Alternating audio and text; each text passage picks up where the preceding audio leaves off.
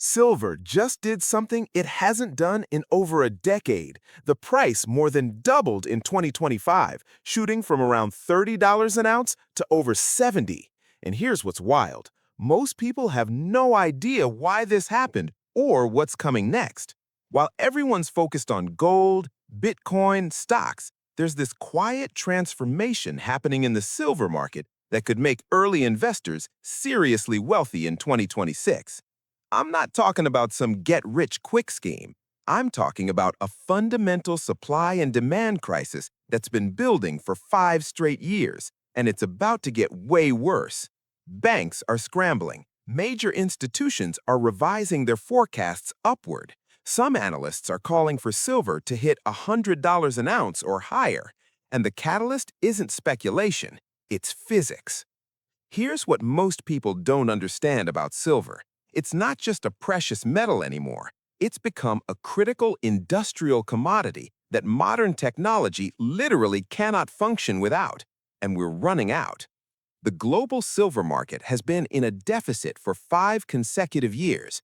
That means demand has exceeded supply by huge margins. In 2025 alone, the shortfall was estimated at 230 million ounces. To put that in perspective, that's almost a full year of global mine production just gone, vanished, used up, and not replaced. Over those 5 years, the cumulative deficit has reached 820 million ounces. That's more than an entire year of worldwide silver output. And here's the problem. Production can't keep up because most silver isn't mined from silver mines. About 70% comes as a byproduct when companies mine for copper, zinc, lead, or gold. So even when silver prices skyrocket, miners can't just produce more unless they're also mining more of those other metals. Make sure you're subscribed to the channel because we're about to break down exactly why this is happening and how you can position yourself before the masses catch on. Hit that button now. So where's all this silver going? Three massive sectors are consuming it faster than the world can dig it out of the ground: solar panels, electric vehicles, and AI infrastructure. And none of these industries can function without it. Let's start with solar. Silver is the best conductor of electricity at room temperature, period. Better than copper, better than gold, better than anything. That makes it absolutely essential for solar polar voltaic cells. Back in 2014, solar only accounted for about 11% of silver demand. By 2024, that jumped to 29%. Some projections say that by 2050, solar panel production will consume 85 to 98% of current global silver reserves. Not production, reserves. Everything we know exists in the ground. Right now, solar demand is hitting around 261 million ounces annually, and that number keeps growing. China just dropped $10 billion in subsidies for solar manufacturers. The EU has a target of 700 gigawatts of solar capacity by 2030. India's production incentive scheme aims to add 25 gigawatts of manufacturing capacity by 2026. Every single one of those panels needs silver, and there's no viable substitute that matches its conductivity. Then there's electric vehicles. An EV uses 25 to 50 grams of silver. That's 67 to 79% more than a traditional car. It's not just the battery, it's in the charging infrastructure, the power electronics, the battery management systems, the electrical contacts, everything. Global automotive silver demand is forecast to grow at 3.4% annually through 2031. EV production is projected to hit 14 to 15 million units in 2026 alone. That's 70 to 75 million ounces of silver just for cars. And here's the kicker. Nobody's talking about AI and data centers. The explosion in artificial intelligence requires massive data center buildouts. Those facilities need incredible amounts of electrical infrastructure, all of which uses silver for conductivity. Power capacity in IT increased 53 times from 2000 to 2025, from less than 1 gigawatt to nearly 50 gigawatts, and AI is just getting started. All of this demand is structural, it's not speculative. Companies aren't buying silver hoping the price goes up. They're buying it because their products literally don't work without it. And unlike investment demand, which can disappear when sentiment shifts, industrial demand is sticky. Solar panels need to be built. EVs need to be manufactured. Data centers need to be powered. Now here's where it gets really interesting. China just changed the game. On January 1st, 2026, China implemented strict export controls on silver, putting it in the same category as rare earth minerals.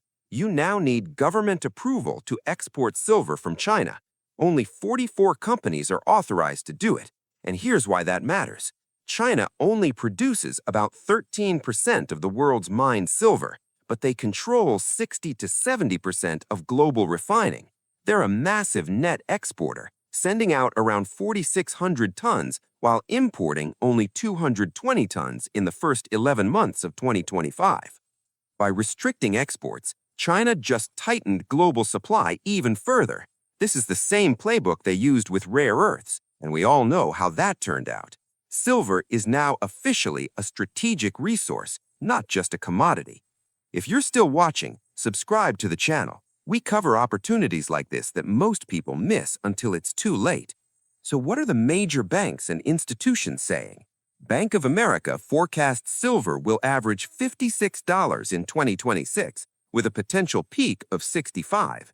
UBS raised their target to $60, with a possible spike to $65. JP Morgan sees silver ending the year around $85 an ounce. Some analysts, like Robert Kiyosaki, are calling for $75. Others have even suggested $100 is achievable if silver breaks through 50 and holds.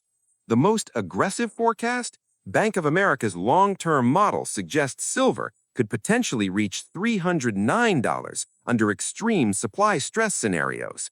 Now that's obviously the bull case, but even conservative estimates are pointing to significant upside from current levels. Gold hit $5,000 an ounce. The gold-to-silver ratio, which measures how many ounces of silver it takes to buy 1 ounce of gold, compressed from over 100 down to around 70.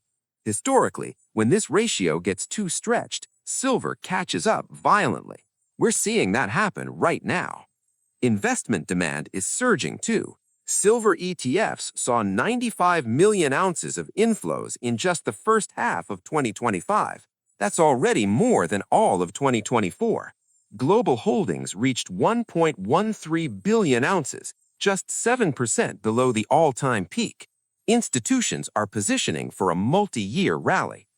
Let's talk risks because they're real. If the Federal Reserve hikes rates aggressively, that could hurt silver short-term.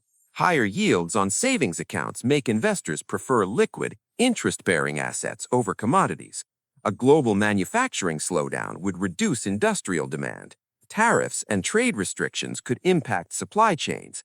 And if inflation cools too fast while rates stay high, silver could stabilize or even pull back temporarily.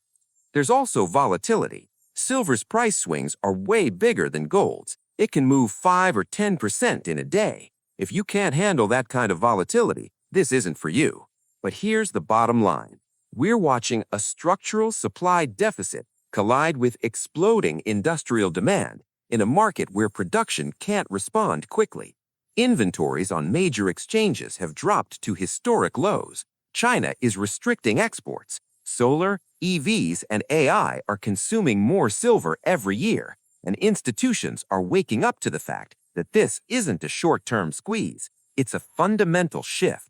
Silver in 2026 isn't a speculation play. It's a bet on the energy transition, electrification, and technology transformation that's already happening. The question isn't whether silver demand will grow, it's whether you're positioned before the rest of the world figures it out.